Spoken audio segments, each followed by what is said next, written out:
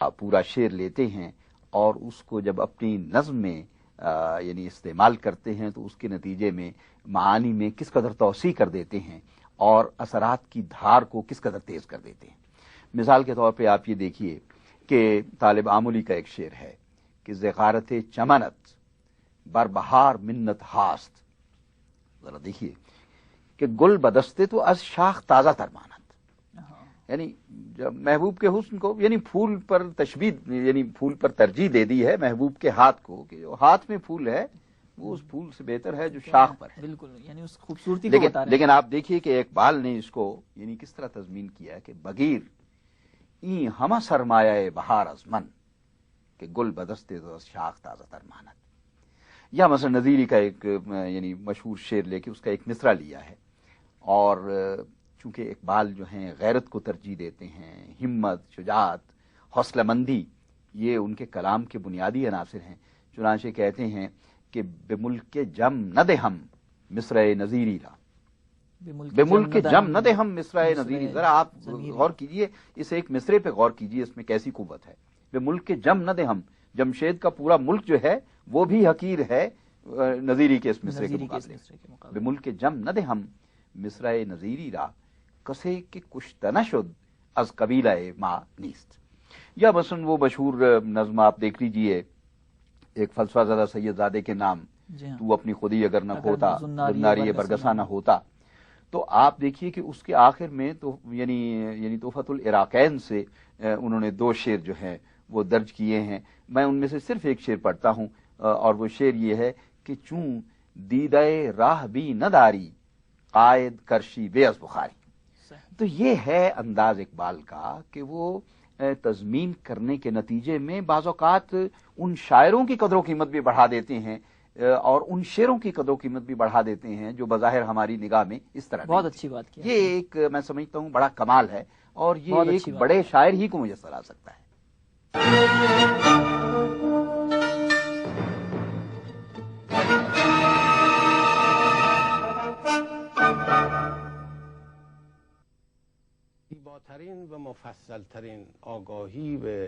علامہ اقبال مولانا روم کے بارے میں بہت تفصیلی اطلاعات و معلومات رکھتے تھے اور ان سے مخصوص قسم کی عقیدت و احترام رکھتے تھے۔ وہ مولانا جلال الدین سے خاص لگاؤ رکھتے تھے، یہاں تک کہ اقبال کے آثار میں ان سے وابستگی کا کافی اثر نظر آتا ہے۔ چنانچہ وہ اسرار خودی میں کہتے ہیں: آگہی اس قصہ آخوند روم ان کے داد اندر حلت درس علوم۔ یہاں پر آخوند روم کہا گیا ہے اور انہیں رومی سمجھا گیا ہے، لیکن ان کا رومی ہونا اس بات کی دلیل نہیں کہ ان کے فارسی میں موجود افکار اسی سے متاثر ہوئے ہیں۔ پائے در زنجیر توجیحات عقل کشتیش طوفانی ظلمات عقل، موسی بیگانے سینائے عشق بی خبر از عشق و از سودائے عشق۔ اقبال کہتے ہیں کہ باز خانم ز فیض پیر روم دفتر سربستہ اسرار علوم۔ علامہ اقبال نے مولانا کے بارے میں 200 سے زیادہ اشعار کہے ہیں، جسے میں نے نگین سخن نامی کتاب میں شائع کیا ہے، جو 1350 ہجری شمسی سے اب تک کئی بار شائع ہو چکی ہیں۔ 200 اشعار میں تقریباً 100 شاید مولانا سے متعلق ہیں۔ می گشودم شبی بناخون فکر عقدہائے حکیم عالمانی۔ میں نے دیکھا کہ جرمن مفکر کی ایک خصوصیت شیفتگی ہے، اور روم سے ان کا لگاؤ اور دلچسپی حافظ سے مربوط ہوتی ہے، اور وہ حافظ کے بہت ہی زیادہ شیدائی ہیں۔ شیرازی کے افکار کی تاثیر کے بارے میں کہتے ہیں: شاعر عرش آشیاں۔ علامہ اقبال نے بہت سے اشعار کہے ہیں، لیکن اس بات کا ذکر ضروری ہے کہ اقبال نے اپنی فطرت میں پوشیدہ جوش و ولولے کو مد نظر رکھتے ہوئے آغاز شاعری میں ہی اپنے حقیقی مقصد کو بیان کر دیا ہے، اور کہتے ہیں: ہر کس تقدیر دارد ساز و برگ لرزد از نیروی ابلیس و مرگ، جبر دین مرد صاحب ہمت است، جبر مردان از کمال قوت است، پختہ مردی پختہ تر گردد ز جبر، جبر مرد خام را آغوش قبر۔ ہندوستان کے درویشی و صوفی حلقوں میں حافظ کے اشعار پڑھنا ایک اہم خصوصیات رکھتا ہے،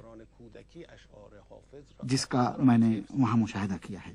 ہندوستان میں حافظ کے اشعار ہمیشہ پڑھے جاتے تھے۔ خود اقبال نے بھی کہا ہے کہ بچپن میں مجھے حافظ کے تمام اشعار یاد تھے، چنانچہ ظاہر کرتے تھے کہ حافظ ایک شرابی انسان تھے اور ہمیشہ نشے میں مست رہتے تھے۔ البتہ تعویل میں اس بات کو غلط طریقے سے پھیلایا گیا ہے، لیکن اقبال کہتے ہیں ان کی شراب شراب طہور ہے، شراب فکر و نظر ہے۔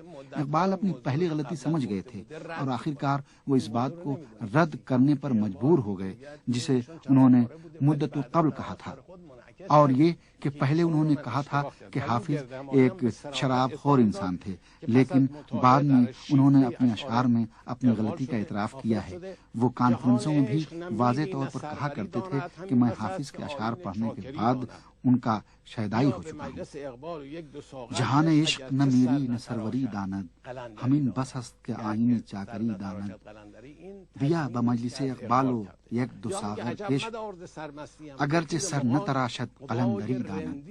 سر نہ تراشد قلندری داند، یہ وہ تضمین ہے جو اقبال نے لگائی ہے۔ عجب مدار ز سرمستیم کے پیر مغاں، قبائے رندی حافظ بقامت من دوخ، صبا بمولد حافظ پیام من برساں، کہ چشم نقطہ وراں خاک اندیار افروخ۔ اقبال شیراز کے عاشق ہیں اور اس کا اظہار انہوں نے اپنے اشعار میں بھی کیا ہے، اور سعدی کی بھی تعریف کی ہے، اور ان کے افکار ہمارے لیے قابل تعریف ہیں۔ ایران کا کوئی ایسا بڑا شاعر نہیں جس کے اچھے اشعار کی اقبال نے تعریف نہ کی ہو، اور ان سب کا تذکرہ میں نے ایران از دیدگاہ علامہ اقبال لاہوری نامی کتاب میں تفصیل سے کیا ہے، جو تقریباً 400 صفحات پر مشتمل ہے۔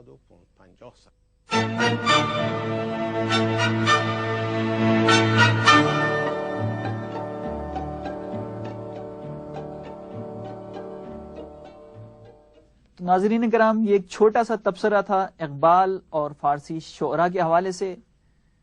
وقت ختم ہوا چاہتا ہے، اپنے میزبان کو اجازت دیجیے۔ خدا حافظ۔